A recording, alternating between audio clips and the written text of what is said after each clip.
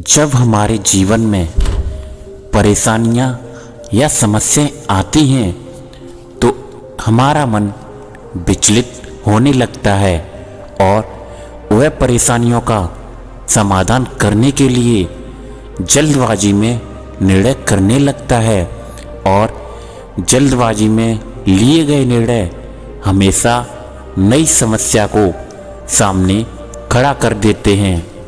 अब बात ये है कि जीवन में जब भी परेशानियां या समस्याएं आए तो हमको उस समय क्या करना चाहिए। उस समय हमें तुरंत निर्णय लेना चाहिए या फिर किसी और तरीके से समस्याओं का समाधान करना चाहिए। आइए जानते हैं गौतम बुद्ध की इस छोटी सी कहानी से, इसलिए वीडियो को पूरा देखिए। एक बार की बात है, गौतम बुद्ध अपने शिष्यों के साथ एक गांव से दूसरे गांव की तरफ जा रहे थे। गर्मियों के दिन थे और रास्ता भी बहुत लंबा था। गौतम बुद्ध अपने शिष्यों के साथ बहुत देर से चल रहे थे, जिस वजह से उन्हें बहुत प्यास लगने लगती है। वहाँ से कुछ ही दूरी पर बरगद के वृक्ष के नीचे छांव थी। सभी लोग उस वृक्ष के पास पहुँच जाते हैं। महात्मा बुद्ध अपने शिष्यों के साथ वृक्ष की छांव में विश्राम करने लगते हैं। बहुत देर चलने की वजह से सभी का गला प्यास से सूखने लगा था। यह बात बुद्ध भी जानते थे। बुद्ध ने अपने एक शिष्य को कहा, आप इस बरगद की छाया से 20 कदम दूर जाकर बरगद की 2 बार परिक्रमा करके वापस आओ। शिष्य ने वैसा ही किया जैसा कि गौतम बुद्ध ने बताया था। परिक्रमा के बाद जब शिष्य महात्मा बुद्ध के पास गया तो बुद्ध बोले, क्या आपको किसी ठंडी हवा का अनुभव हुआ? तभी शिष्य बोला, हाँ बुद्ध, उस उत्तर दिशा की तरफ से मुझे कुछ ठंडी हवा का अनुभव प्राप्त हुआ। शिष्य की यह बात सुनकर महात्मा बुद्ध शिष्य से तुरंत बोले कि उस दिशा में चले जाओ, जरूर वहाँ से कुछ ही दूर पर एक तालाब अवश्य मिलेगा। उस तालाब से सबके लिए पानी लेकर आओ। शिष्य उसी दिशा में जब कुछ दूर जाता है तो वहाँ सच में एक तालाब होता है। तालाब देखकर शिष्य बहुत प्रसन्न हो जाता है और तालाब के निकट जाकर जैसे ही तालाब से पानी भरने वाला होता है तभी शिष्य की नज़र वहाँ दूर तालाब में कपड़े धो रही कुछ स्त्रियों पर पड़ती है।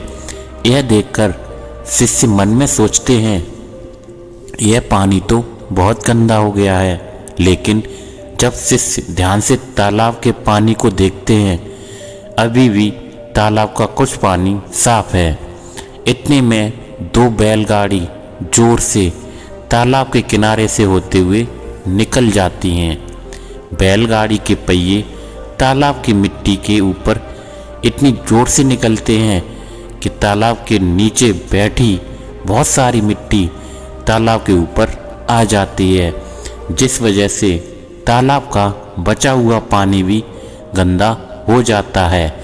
यह देखकर शिष्य बिना पानी लिए क्रोध में महात्मा बुद्ध के पास वापस चला आता है। शिष्य बड़े ही निराशा भाव से बुद्ध को ये सब बातें बता देता है। तभी शिष्य की बातें सुनकर सभी शिष्य बोलते हैं कि हमें यहाँ से तुरंत निकलना चाहिए और किसी दूसरी जगह पानी की खोज करनी चाहिए, वरना प्यास के मारे हम सभी लोगों की जान निकल जाएगी। इधर महात्मा बुद्ध सभी को शांत होने के लिए कहते हैं और बोलते हैं कि धीरज रखो, कुछ देर यहीं बैठो, उचित समय आने तक संयम बनाए रखो। सभी महात्मा बुद्ध की बात को सुनकर शांत हो जाते हैं और वहीं पर बैठ जाते हैं। कुछ समय बीत जाने के बाद महात्मा बुद्ध फिर से अपने शिष्य को उसी तालाब से पानी लाने के लिए कहते हैं। शिष्य बिना कोई सवाल किए उसी तालाब से पानी लेने के लिए फिर से चला जाता है। तालाब की हालत देखकर शिष्य को यकीन नहीं होता है। तालाब का पानी पूरी तरह से साफ हो चुका था। यह देखकर शिष्य बहुत खुश होता है और पानी भरकर महात्मा बुद्ध के पास आ जाता है। सभी लोग पानी पीकर अपनी प्यास को बुझा लेते हैं, लेकिन अभी भी सबके मन में ये सवाल था कि आखिर यह चमत्कार हुआ कैसे? कैसे तालाब का सब पानी गंदा था फिर साफ हो गया? उन्हें लगा कि ये जरूर बुद्ध की शक्ति है। इसमें एक शिष्य ने यह सवाल महात्मा बुद्ध से पूछ ही लिया, यह चमत्कार आपने कैसे किया? शिष्य का जवाब देते हुए महात्मा बुद्ध बोले, यह कोई चमत्कार नहीं है, यह आपके सब्र का फल है। यह फल आपके सब्र बनाए रखते हुए उचित समय का इंतजार करने का है। जितनी देर हम सब लोगों ने सब्र किया, उतनी देर तक तालाब के पानी के ऊपर तैर रहे सभी गंदे तत्व और मिट्टी तालाब के नीचे बैठ रही थी। फिर कुछ देर बाद शिष्य जब वहाँ तालाब के पास पहुँचा, तब तक सभी दूषित कण नीचे बैठ चुके थे, जिस कारण तालाब का पानी पहले की तरह साफ हो चुका था और तालाब साफ दिखाई देने लगा था। यदि उस समय आप लोगों ने सब्र न किया होता, धैर्य न रखा होता, तो आप सब इतनी गर्मी में पानी की खोज में प्यासे रहकर शायद अब तक मृत्यु को प्राप्त हो चुके होते, क्योंकि यहाँ से अगला कोई तालाब है या नहीं, और होगा भी तो क्या उसका पानी साफ होगा या नहीं। इन सब कारणों से कभी प्यास ना बुझ पाती और प्यास से मर जाते। फिर इतना बोलने के बाद महात्मा बुद्ध शिष्यों को एक सीख देते हुए कहते हैं कि जैसी स्थिति हम लोगों के समक्ष आज आई है, वैसी स्थिति और मुश्किल दौर जिंदगी के हर मोड़ पर आएंगे।